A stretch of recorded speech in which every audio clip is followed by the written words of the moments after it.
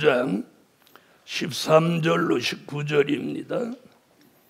여섯째 천사가 나팔을 불매 내가 들으니 하나님 앞 금단 네 뿔에서 한 음성이 나서 나팔 가진 여섯째 천사에게 말하기를 큰 강 유브라데에 결박한 네 천사를 놓아주라 하며 네 천사가 놓였으니 그들은 그 년 월일 시에 이르러 사람 3분의 1을 죽이기로 예비한 자들이더라. 마병대의 수는 2만만이니 내가 그들의 수를 들었노라. 이같이 이상한 가운데 그 말들과 그 탄자들을 보니 불빛과 자주빛과 유황빛 흉갑이 있고 또 말들의 머리는 사자의 머리 같고 그 입에서는 불과 연기와 유황이 나오더라. 이 세 재앙 곧 저희 입에서 나오는 불과 연기와 유황을 인하여 사람 3분의 1이 죽임을 당하니라. 이 말들의 힘은 그 입과 그 꼬리에 있으니 그 꼬리는 뱀 같고 또 꼬리에 머리가 있어 이것으로 해하더라. 이것으로 해하더라. 네, 오늘 저녁 세 번째 날은 유프라데 전쟁. 무슨 전쟁? 유프라데 전쟁. 첫날 밤은 민족의 전쟁. 둘째 날은 하늘의 전쟁. 오늘 셋째 날은 유프라데 전쟁. 자, 창세기 2장 14절을 다 같이 한번 찾아보겠습니다. 창세기 2장 14절.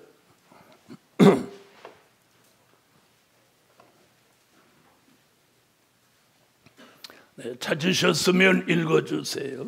셋째 강의 이름은 히데겔이라. 아수르 동편으로 흐르며 넷째 강은 유브라데더라. 자, 거기 무슨 얘기 나와요? 유프라데 나오죠. 나옵니까? 거기 보면 에덴 동산에서 이 물 근원이 발원해서 강이 4개, 4대 강이 이렇게 흘러나옵니다. 그 네 번째 강을 이름하여 뭐라고? 유프라데라고 하는 거예요. 그 유프라데 강에서 뭐가 일어나? 전쟁이 일어난다. 이게 오늘 밤 말씀입니다. 아멘. 아마 이번 주간에 증거하는 이 전쟁의 비밀을 어디서도 들어보기 어려울 것입니다. 자, 유프라데 전쟁. 첫째, 이사야 선지자가 본 유프라데 전쟁. 누가 본? 이사야 선지자가 본 유프라데 전쟁. 자, 이사야 11장 15절을 찾으세요. 이사야 11장 15절.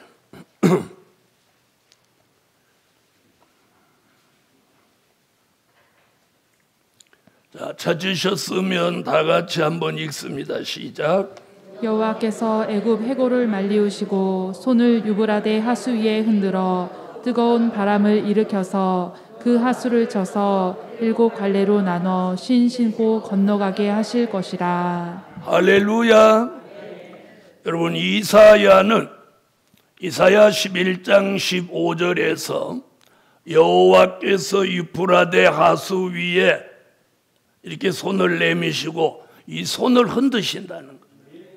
손을 흔드니까 유프라데에서 뜨거운 바람이 일어난다. 아멘. 이게 무슨 전쟁? 이게 유프라데 전쟁입니다. 이 뜨거운 바람이라는 말은 예레미야 4장 11절로 13절에 보면 뜨거운 바람이다. 또 휘리바람이다. 이렇게 말하는 이 바람은 전쟁의 바람입니다. 자, 이 바람 얘기가 오늘 낮에 공부했죠. 계시록 7장 1절로 4절에 네 천사가 바람 잡고 있다가 계시록 9장 13절로 19절에 가서 그 바람을 놓는다. 그리고 일어나는 그 시기는 근연월일시다. 그래서 창세기 2장 17절에 말한 유프라데, 이사야 11장 15절에서 말하는 유프라데, 요한계시록 9장 14절에서 말하는 유프라데, 이게 같은 장소입니다. 중동이죠. 그래서 유프라데 강은 중동의 흐름으로, 다른 쪽으로 표현하면 유프라데 전쟁은 중동 전쟁인 겁니다. 자, 그런데 신비한 일이 주로 중동에서만 기름이 나오는 거예요. 물론 러시아도 나오고 미국에도 나오지만 주로 중동에 나오는 거예요. 만약에 중동 국가가 기름이 안 나왔으면 그 사람들은 살 수가 없어요. 사막에서 뭘 어떻게 살겠어요? 그런데 이번에 전쟁까지 겹치니까, 자, 전쟁이 일어나면 제일 많이 필요한 게 뭐예요? 전쟁이 일어나면 제일 많이 필요한 게 뭐예요? 기름이에요, 기름. 자동차도 기름 넣지, 탱크도 기름 넣지, 비행기도 기름 넣지, 전부 기름으로 그런 거예요. 그러니까 기름값이 올라갈 수밖에 없는 거죠. 자, 그러니까 중동 국가는 지금 전쟁으로 호재를 만난 거예요. 기름값이 막 올라가니까. 신났죠, 신났어. 그러나 오늘 이 성경의 말씀을 제대로 이해하면 그들은 중동에 안 살아야 돼요. 어디에 살아야 돼요? 예? 그렇죠. 대한민국에 와 살아야 돼요. 또 대한민국 중에서도 성산에 살아야 돼요. 할렐루야. 자, 이사야 선지자가 본 유프라데 전쟁은 여호와의 손이 유프라데에 들려서 흔듦으로 유프라데 전쟁이 일어나는 거예요. 이사야 선지자가 본 유프라데 전쟁이 이거예요. 아멘. 자, 그 전쟁이 일어날 때가 되면 이사야 11장 15절의 말씀이 이사야 33장 7절로 8절 같이 발전하는 거예요. 이사야 33장 7절로 8절. 자, 찾으셨으면 읽으세요. 보라, 그들의 용사가 밖에서 부르짖으며 평화의 사신들이 슬피 곡하며 대로가 황폐하여 행인이 끊치며 대적이 조약을 파하고 성읍들을 멸시하며 사람을 생각지 아니하며. 자, 이 유프라데 전쟁이 일어날 때가 가까우면 이런 일이 일어나는 거예요. 뭐라고 했어요? 자, 보라, 그들의 용사가 밖에서 부르짖으며 평화의 사신들이 슬피 곡한다. 평화를 위해서 다니던 사람이 유프라데 전쟁이 일어나게 되니까 슬피 곡한다는 거예요. 슬피 곡한다. 아멘. 자, 그 다음에 뭐로? 대로가 황폐하여 행인이 끊치며 대적이 조약을 파하고 성읍들을 멸시하며 사람을 생각지 아니하는 유프라데 전쟁이 일어난다는 거예요. 자, 이사야는 지금으로부터 2750년 전의 사람입니다. 그때 대로가 있었을까요? 대로가 뭐예요? 큰 도로. 지금으로 말하면 고속도로 같이 이렇게 8차선, 12차선 이런 대로. 이사야는 그걸 본 거예요. 넓은 도로가 있는데 거기가 다 도로가 다 황폐해지는 거예요. 그러면서 행인이 끊치고 사람이 다니는 걸 볼 수 없어. 또요, 대적이 조약을 파하는 거예요. 무슨 조약? 평화의 조약을 깨는 거예요. 여러분, 평화의 조약만 깨지는 것이 아니에요. 나라와 나라끼리 서로 돕겠다는 조약도 마지막에 다 깨지는 거예요. 그래서 어떤 사람은 그런 말도 하더라고요. 약속은 깨라고 있는 거라. 조약도 그럼 뭐예요? 깨라고 있는 거예요. 네. 여러분 들어보셨어요?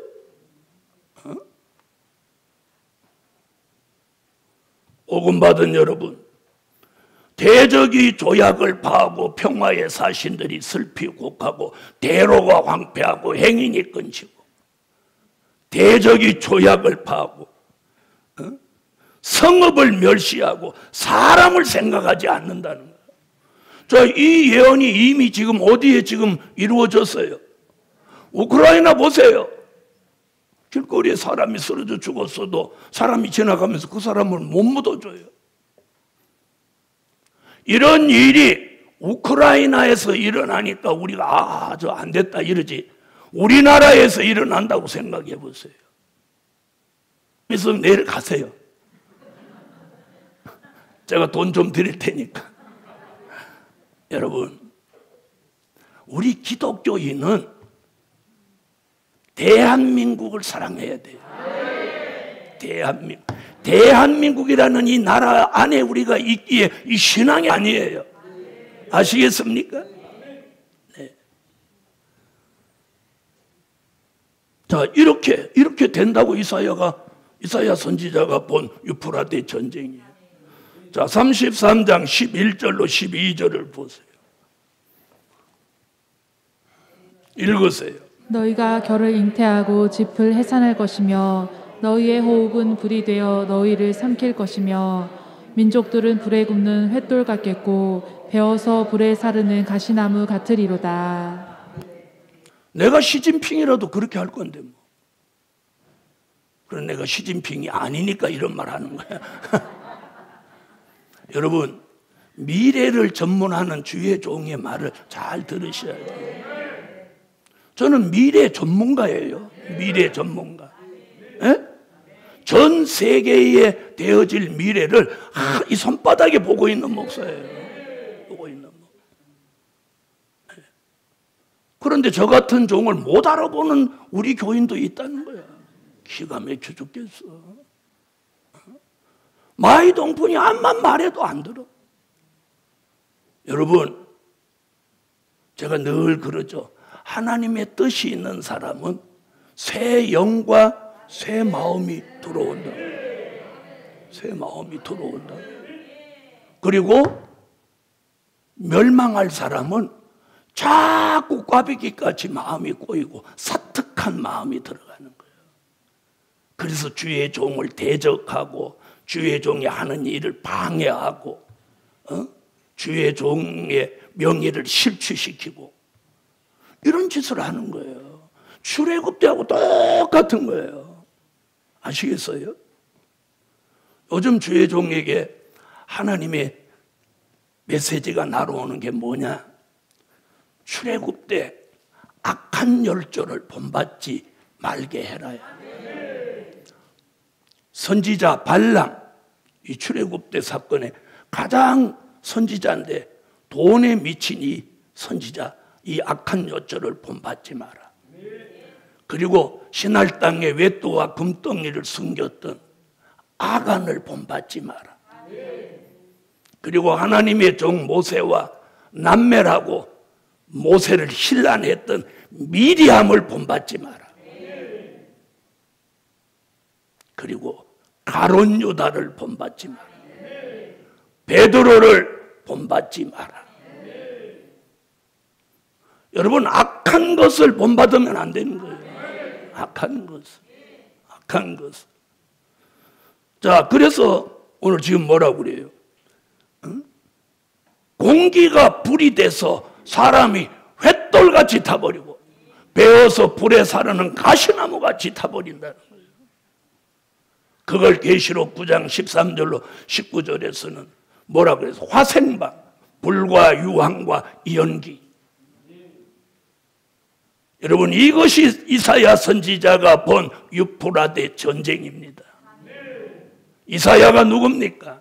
처녀가 잉태하여 아들을 낳는다는 임마누엘 예수 탄생을 예언했고, 그분이 십자가를 지시고 인류를 구원한다는 예언을 성취케 한 대선지자예요. 그 선지자의 입에서 실수할 일은 없는 거 아니겠어요? 그러므로 이사야 선지자가 본 이 유프라데 전쟁은 이대로 이루어지는 거예요. 여호와의 손이 유프라데 하수에 어느 날 들리는 그날이 사도 요한은 몇 년, 몇 월, 며칠, 몇이라고까지 말씀하고 있어요. 두 번째, 다니엘 선지자가 본 유프라데 전쟁. 자, 다니엘서로 갑시다. 다니엘서 11장.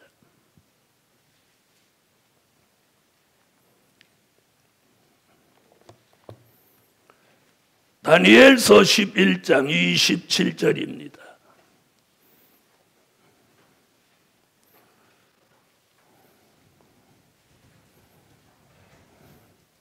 자, 다 같이 읽으세요. 이 두 왕이 마음에 서로 해하고자 하여 한 밥상에 앉았을 때에 거짓말을 할 것이라. 일이 형통하지 못하리니 이는 작정된 기한에 미쳐서 그 일이 끝날 것임이니라. 여러분, 남방왕과 북방왕이 한자리에 앉아서 밥을 먹는데 서로 마음에 해할 마음을 가지고 있어서 서로 거짓말을 함으로 일이 형통치 못해서 거기 무엇에 끝난다고? 작정된 기한에 미쳐서 그 일이 끝난다. 요 작정된 기한이라는 말이 어떤 얘기예요? 몇 년, 몇 월, 며칠, 몇 시, 이게 작정된 기한인 거예요. 이게 작정된 기한인 거예요. 다니엘은 그래서 이걸 작정된 기한이라고 그랬어요. 그리고 이사야는 아까 평화의 조약이 깨어지는 날이라고 해요. 사도 요한은 그 년, 월, 일, 시라고 했어요. 작정된 기한이 되면 이게 끝난다는 거예요. 그래서 그 남방왕과 북방왕이 맨날 만나지만 헛방이에요.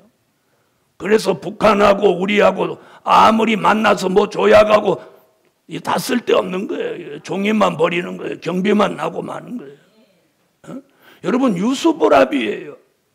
공산주의와 이 자유민주주의는 절대로 합해지는 게 아니에요. 합해지는 게 아니에요. 합해지는 게 아니에요. 아멘? 그래서 성경이에요. 자, 그럼 정치하는 분은 그렇게 해야 맞고 우리는 어떻게 해야 맞아요? 우리는 정신을 차리고 예언이 성취되는 걸 내다보고 대비하고 준비하는 삶을 살아야 되는 거예요. 아멘. 자, 다니엘서 11장 41절로 43절.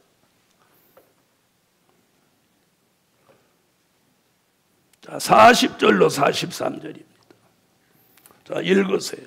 마지막 때에 남방왕이 그를 찌르리니 북방왕이 병거와 마병과 많은 배로 회리바람처럼 그에게로 마주와서 그 여러 나라에 들어가며 물이 넘침같이 지나갈 것이요 그가 또 영화로운 땅에 들어갈 것이요 많은 나라를 패망케 할 것이나 오직 에돔과 모압과 암몬 자손의 존귀한 자들은 그 손에서 벗어나리라. 그가 열국에 그 손을 펴리니 애굽 땅도 면치 못할 것이므로 그가 권세로 애굽의 금은과 모든 보물을 잡을 것이요 리비아 사람과 구스 사람이 그의 시종이 되리라. 아멘. 자, 이 설명을 드리기 전에 러시아가 지금 우크라이나하고 전쟁을 해서 어느 지역을 점령을 하면 그 지역에 있는 곡물을 깡그리 갖다가 국제시장에다 지금 파는 거예요. 이게 도둑놈이죠. 그렇죠? 날강도죠. 그러니까 미국이 유럽에 있는 국가들한테 그 곡물 사지 마라 이렇게 하니까 알았어요, 안 살게 그러고 뒷구멍으로 사는 거예요. 왜? 첫째는 싸게 파니까, 그리고 또 곡물이 필요하니까. 여러분, 이게 현실이야. 그럼 유럽 국가가 미국하고 다 동맹을 맺은 나라인데도 이게 안 통하는 거야. 먹고 살고 죽고 살고 하는 데는 동맹이고 나발이고 없는 거야. 무슨 말인지 아세요? 여러분, 이게 현실이야. 자, 그러니까 모두가 단합해서 이걸 안 사버리면 러시아가 힘을 못 쓸 건데, 가스도 사지 말고, 여름이니까 야, 가스 우리 안 쓰지 말자, 최소한 하라고, 가스도 사지 말고 곡물도 안 사고, 그러면 러시아가 힘을 못 쓸 건데, 이 뒷구멍으로 사니까 자꾸 갖다 파는 거야. 여러분, 제가 지금 이 얘기를 왜 하느냐, 요 설명을 드리기 전에 이걸 염두에 두고 들으면 이해가 될 것 같아 설명하는 거예요. 자, 보세요. 40절에 27절에 작정된 기한이 이르렀고 두 왕, 남방왕과 북방왕이 한자리에 앉았다. 이게 깨졌어요. 깨지자마자 지금 40절에 뭐예요? 남방왕이 북방왕을 찌른다. 그동안은 북방이 자유민주 진영을 침략했는데, 이번에는 이 유프라데 전쟁은 자유 진영에서 이 공산 진영에 선제 공격을 한다는 거예요. 선제 공격. 아시겠어요? 선제 공격을 하니까, 자, 북방왕이 장마물 같이 내려와서 여기 보니까 영화로운 땅에 들어간다는 거예요. 여러분, 대한민국의 많은 신학자들은 저 육적인 이스라엘의 회복을 막 말합니다. 그런데 다니엘이라는 선지자는, 그 나라 사람 다니엘은 영화로운 땅에 북방 세력이 내려와서 영화로운 땅이 초토화 된다는 거예요. 영화로운 땅이 어딜까요? 솔로몬 성전이 있던 이스라엘이에요. 그 영화로운 땅에 들어갈 것이요, 많은 나라를 패망케 할 것이나, 이번 유프라데 전쟁으로 여기 그랬잖아요. 41절 많은 나라가 패망하는 거예요. 예? 또 다시 41절 읽어보세요. 시작. 그가 영화 땅에 들어갈 것이요 많은 나라를 패망케 할 것이나. 자, 많은 나라가 이번에 패망하는 거예요. 패망하는 거예요. 그런데 거기다 단서를 닦고 오직 에돔, 모압, 암몬 자손의 존귀한 자들은 그 손에서 벗어나리라. 자, 그럼 에돔은 뭐예요? 에서 족속을 말한 거예요. 모압, 암몬은 누구예요? 롯의 두 딸, 그 아버지와 불륜을 저질러서 난 이런 못된 인간, 이 회교 국가들이에요. 회교 국가의 존귀한 자가 누구라고 했어요? 왕족. 왕족들은 러시아하고 사전에 내통이 있어서 이 전쟁을 피해서 딴 곳으로 가는 거예요. 자, 그렇게 말했죠. 그 손에서 벗어나리라. 그가 열국의 손을 펴리니. 자, 이제 중동은 그렇게 끝나고 이제 어디로 가? 애굽 땅도 면치 못할 것이므로 그가 권세로 애굽의 금, 은과 모든 보물을 잡을 것이요. 자, 애굽, 지금 애굽이 어디에? 이집트죠. 이집트에 있는 금은 보화를 다 북방왕이 가져간다는 거예요. 그 다음에 구스와 리비아에 들어가는 거예요. 그럼 리비아는 왜 갈까요? 리비아라는 나라는 곡창지대예요. 여러분이 아시죠? 오래전에 우리나라 동아건설에서 제1차 수로공사, 2차 수로공사, 3차 수로공사에서 거기야말로 사막에 물이 들어간 거예요. 사막에 물이 들어가니까 거기는 열대지방이니까 산모작을 하는 거예요. 산모작. 산모작.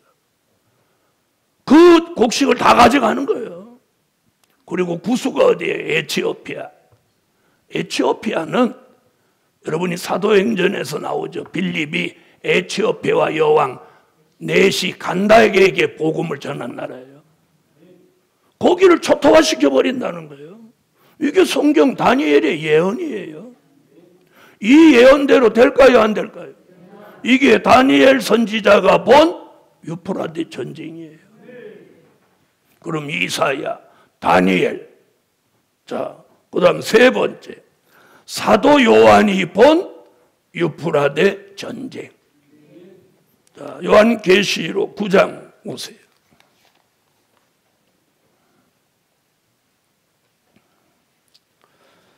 자, 요한계시록 9장 13절부터 19절까지 아까 본문으로 읽었지만 또 한번 소리내서 읽어보세요. 읽으세요. 여섯째 천사가 나팔을 불매 내가 들으니 하나님 앞 금단 네 뿔에서 한 음성이 나서 나팔 가진 여섯째 천사에게 말하기를 큰 강 유브라데에 결박한 네 천사를 놓아주라 하매 네 천사가 놓였으니 그들은 그 년, 월, 일, 시에 이르러 사람 3분의 1을 죽이기로 예비한 자들이더라. 마병대의 수는 2만만이니 내가 그들의 수를 들었노라. 이같이 이상한 가운데 그 말들과 그 탄자들을 보니 불빛과 자줏빛과 유황빛 흉갑이 있고 또 말들의 머리는 사자 머리 같고 그 입에서는 불과 연기와 유황이 나오더라. 이 세 재앙 곧 저희 입에서 나오는 불과 연기와 유황을 인하여 사람 3분의 1이 죽임을 당하니라. 이 말들의 힘은 그 입과 그 꼬리에 있으니 그 꼬리는 뱀 같고 또 꼬리에 머리가 있어 이곳으로 해하더라. 아멘. 자, 사도 요한이 본 유프라데 전쟁은 여섯 번째 나팔 불고 일어나는 전쟁이다. 여섯 번째 나팔 불고. 그리고 요한계시록 11장 12절로 13절을 보면 주의 재림과 동시에 일어나는 사건이다 이랬어요. 계시록 11장 12절로 13절. 요한계시록 11장 12절로 13절. 자, 읽어주세요. 하늘로부터 큰 음성이 있어 이리로 올라오라 함을 저희가 듣고 구름을 타고 하늘로 올라가니 저희 원수들도 구경하더라. 그 시에 큰 지진이 나서 성 10분의 1이 무너지고 지진에 죽은 사람이 7천이라. 그 남은 자들이 두려워하여 영광을 하늘의 하나님께 돌리더라. 14절. 둘째 화는 지나갔으나 보라 셋째 화가 속히 이르는도다. 11장 12절 같이 들림받아서 공중에서 주의 재림을 영접하는 사건과 13절의 그 시에 이게 들림받는 사건과 유프라데 전쟁이 일어나는 사건이 동시에 그래서 그 시에 이렇게 말하는 거예요. 그 시에 중동 전쟁 유프라데 전쟁이 11장 13절 같이 일어나는 거예요. 아멘. 그걸 14절에 화로 말하면 몇째 화? 둘째 화라는 거예요. 아멘. 다시 정리하면 나팔로는 여섯째 나팔 불 때, 그리고 주의 재림과 유프라데 전쟁은 동시에 일어나는데 이 화를 둘째 화라고 사도 요한은 말하고 있습니다. 아멘. 자, 9장 13절로 19절 자리로 다시 와보세요. 자, 이 유프라데 전쟁은 요한계시록 7장 1절로 4절에 네 천사, 네 짐승, 그리고 4대 강국이 유프라데 전쟁이라는 뜨거운 바람을 잡고 있다가 이사야 11장 15절 같이 여호와께서 손을 흔들어 뜨거운 바람이 일어나게 하는데 그 날을 뭐라고 했어요? 그 년, 월, 일, 시에 이르러 사람 3분의 1을 죽게 만드는 전쟁이라는 거예요. 여러분, 이 유프라데 전쟁에서 중동 국가는 초토화 되는 거예요. 초토화 되는 거예요.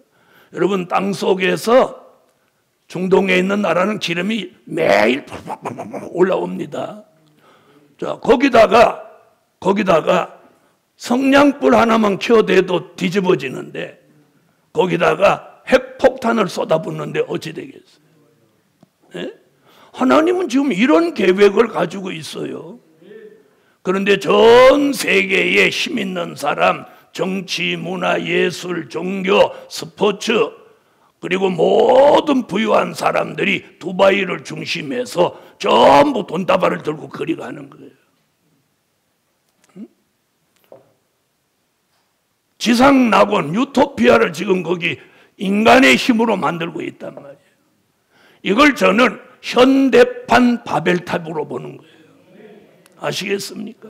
지난날 신할 땅에다 바벨탑을 쌓았던 거와 똑같은 일이 지금 벌어지고 있는 거예요. 그런데 하나님은 거기다가 6째 나팔 불면 화생방 전쟁, 세균탄, 가스탄, 핵폭탄을 터뜨려서 인간이 만드는 모든 최신 병기를 총동원하고 2억의 군대가 거기 다 모여가지고 자멸을 하는 거예요. 자멸. 너 죽고 나 죽고 함께 자멸을 하는 거예요. 그래서 중동의 지도가 이번에 바뀌는 거예요. 아시겠어요? 지구에 있는 사람 3분의 1이 다 죽는 거예요. 3명 중에 1명이 죽는 거예요. 그럼 우리의 사는 길은 어디 있냐? 돌림받는 거예요. 계시록 11장 12절 다시 예언을 끝내고 회개하고 나온 사람들을 예비처로 인도하고 돌아서서 3일 반 동안 쓰러져 죽었다가 생기받아 살아나서 이리로 올라오라는 음성을 듣고 올라가는 거예요. 올라갈 사람이 왜 이 땅에 그렇게 애착이 많은 거예요? 올라갈 사람이 왜 애착이 많은 거예요?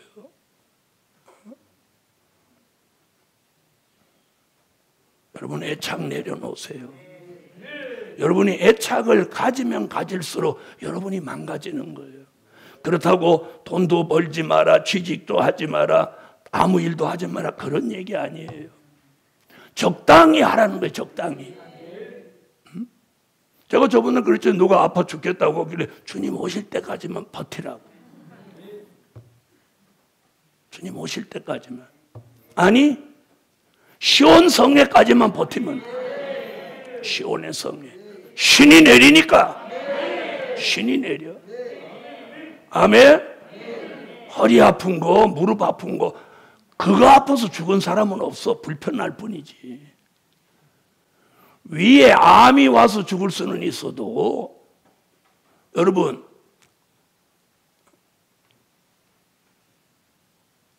암도 걱정하지 마. 우리 교인들 여러 명이 암 수술했는데 지금 멀쩡하다. 죽을 사람은 감기 들어도 죽어. 안 죽을 사람은 암 수술을 몇 번 해도 안 죽어. 다 같이 생사는 말은 또 잘해 저렇게. 하여튼 입은 신령해. 항상 입은 정답을 말해. 생각과 마음과 행동은 영 아닌데. 아이고 목사님 너무 그러지 마세요. 여러분 저는 누구도 안 된다고 생각 안 해. 새 영과 새 마음이 오면 우리 다 바로 잡혀. 그런데 귀신의 영이 들어오면 달라지는 거야. 귀신의 영이 들어오면. 귀신의 영이 들어오는 삶을 살지 않아야 돼. 아시겠어요? 정신 나간 소리 하면 귀신의 영이 들어온 거야. 새 영과 새 마음이 들어왔다면 절대로 정신 나간 소리를 할 수 없는 거야. 아시겠어요? 제가 주의 일을 열심히 안 하고 다른 짓을 하면 정신 나간 거야. 그런데 제가 주의 일을 열심히 하려고 하는 거예요. 그럼 주의 일을 제가 열심히 더 하려고 하면 이 교회는 저를 어떻게 해야 되겠어요? 제가 이 일을 더 신나서 잘할 수 있도록 뒷받침을 해야지. 옆에서 김새는 소리나 하고 열받는 소리나 하면 되겠어요? 안 되겠어요? 예? 여러분 그게 별거 아닌 것 같지만 하나님은 그 사람을 대적으로 보는 거예요. 저게 주의 종을 저렇게 하는구나. 어? 여러분 주의 종이 없던 성산을 한번 생각을 해봐. 주의 종이 없던 성산을 한번 생각해 보라고. 여기 아무도 오고 가지 않았어. 예루살렘 교인조차도 이 성산에 안 왔어. 주의 종을 하나님이 다시 세워서 여기서 말씀을 외치니까 사람이 모이는 거야. 그리고 이 많은 일들을 해낼 수 있었대요. 바로 그게 구심점인 거예요. 구심점. 복음의 구심점이 있어야, 배의 선장이 있어야 항해가 할 수 있는 거예요.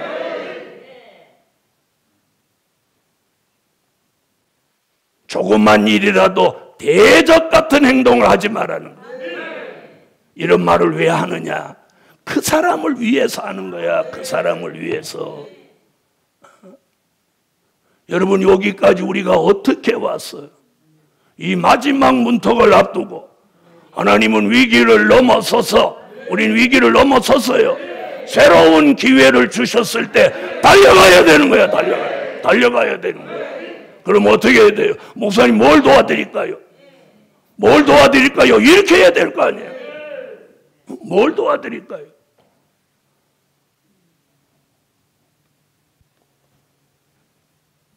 고기 사달라는 얘기 아니야. 나 고기 좋아하지도 않아. 잘못 오해하지 마세요. 기도로 돕고 말 한마디라도, 아이고 목사님 이번에 더운데 그렇게 멀리 다녀오셔서 얼마나 힘드셨어요. 말 한마디라도 그렇게 하면, 예, 감사합니다. 힘 안 들었어요.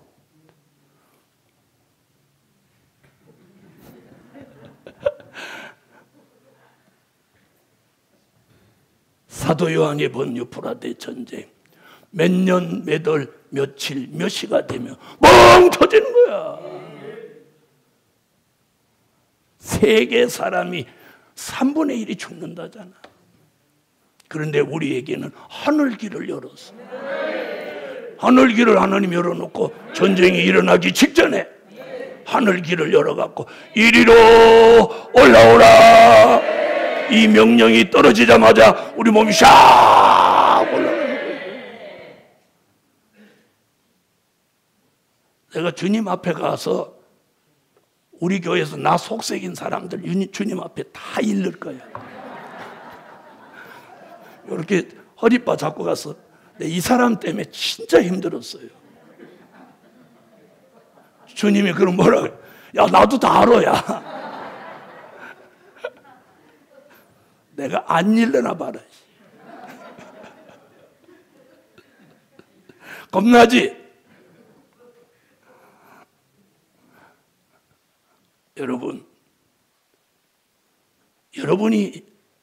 여러분이 저를 이해하려고 하면 제 입장에 서보라는 거예요.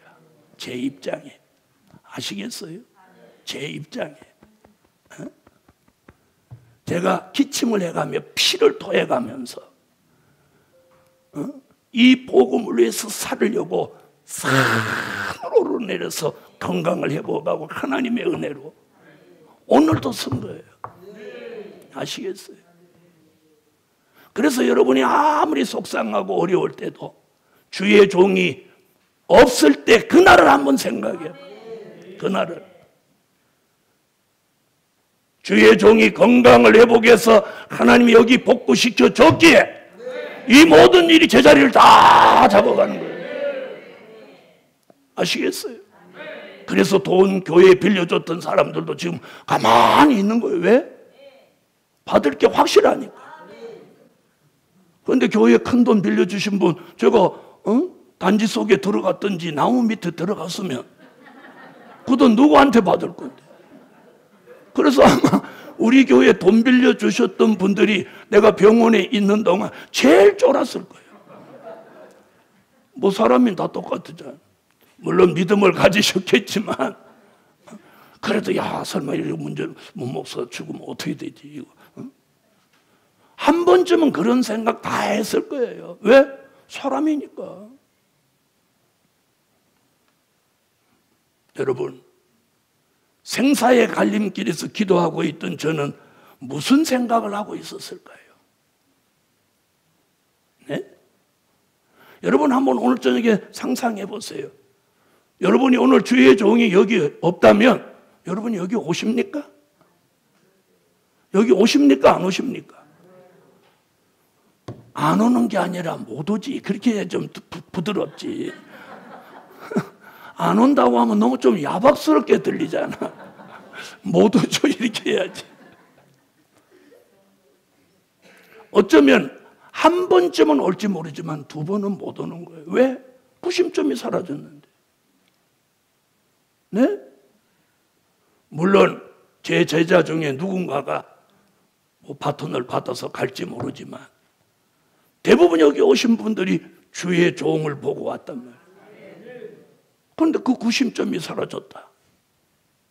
제 제자가 여기 선다. 그 따라갈까요?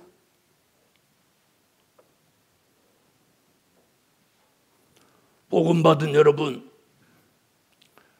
우리 교회는 위기를 넘어섰습니다. 새로운 기회를 하나님이 주셨어요. 제게도 주셨고 여러분에게도 주셨어요. 그리 성산에 새로운 기회를 주신다는 걸 하나님이 보여놨어요. 보여놨어요.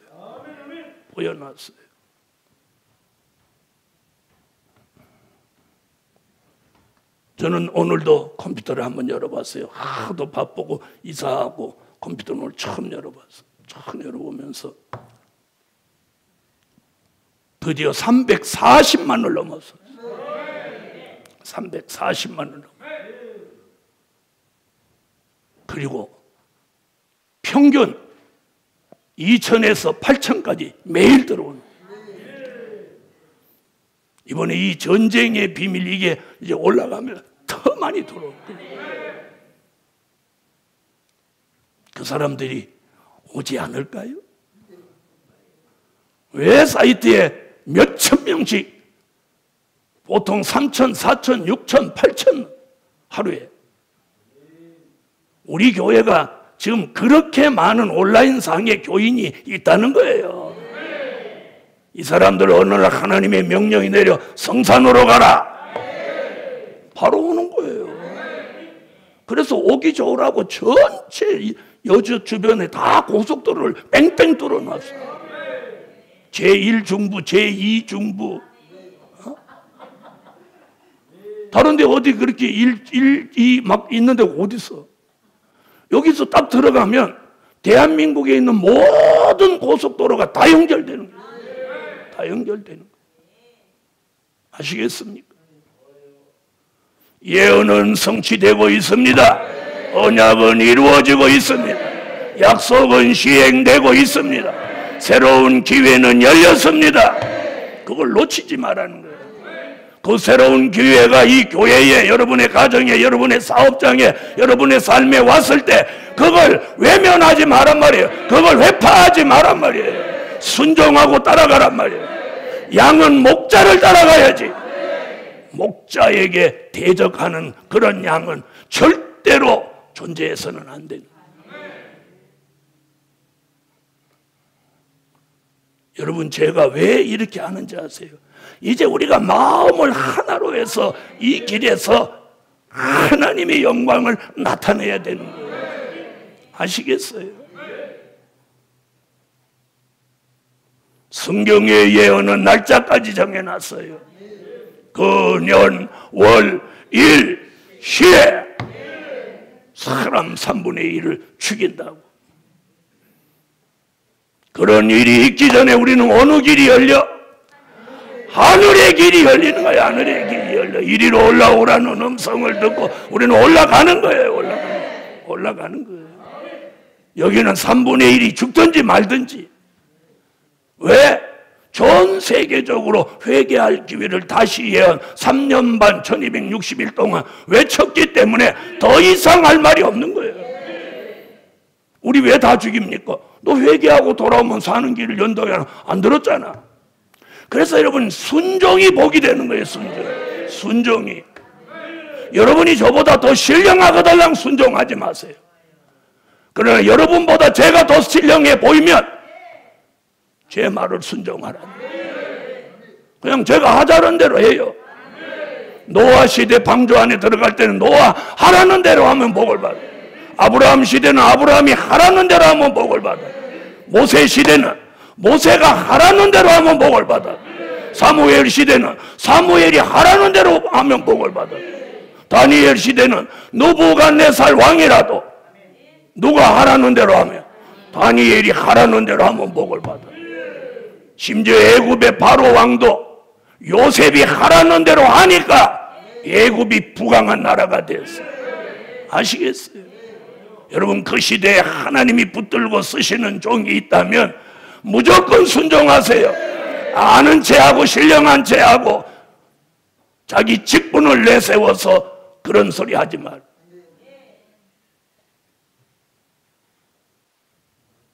네 번째, 유프라데 전쟁의 결말. 수종 통치 시대가 온다.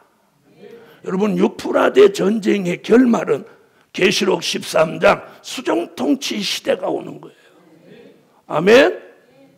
그러면서 계시록 17장 9절로 13절 같이 8째 왕과 10뿔의 시대가 오는 거예요. 전 세계를 8째 왕이 10등분해서 마치 케이크를 잘라내듯이 잘라서 10뿔에게 10나라를 나눠주고 3년 반 동안 이 지구를 짐승이 통치하는 나라가 온다는 거예요. 이런 나라를 만들어내는데 바로 유프라데 전쟁으로 결말을 내는 거예요.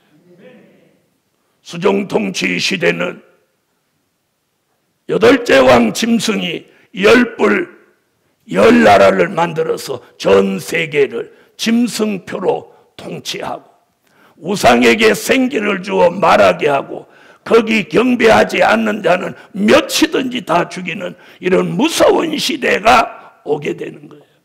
그럴지라도 들림받는 종, 계시록 11장 12절 같이 올라갈 것이고, 올라갈 입장이 못 되는 사람 계시록 12장 6절 같이 예비처로 피난하는 거예요. 이것으로 구원의 문은 닫히고 무서운 수종통치 시대가 재림 후 3년 반 동안 이 땅에 오게 되도록 만드는 그 전쟁이 유프라데 전쟁이에요. 결론은 주의 재림 직후에 일어나는 전쟁이다. 주의 재림 직후에 일어나는 전쟁이다. 이 전쟁에 우리는 피해받지 않을 줄 믿습니다. 지금은 우리 주 예수 그리스도의 무한하신 은혜와 하늘에 계신 하나님의 뜨거우신 사랑과 7영의 완전케 하시는 역사가 오늘도 말씀받아 달려가는 종들의 머리 위에 이제로부터 영원토록 함께 계시기를 축원하옵나이다. 아멘.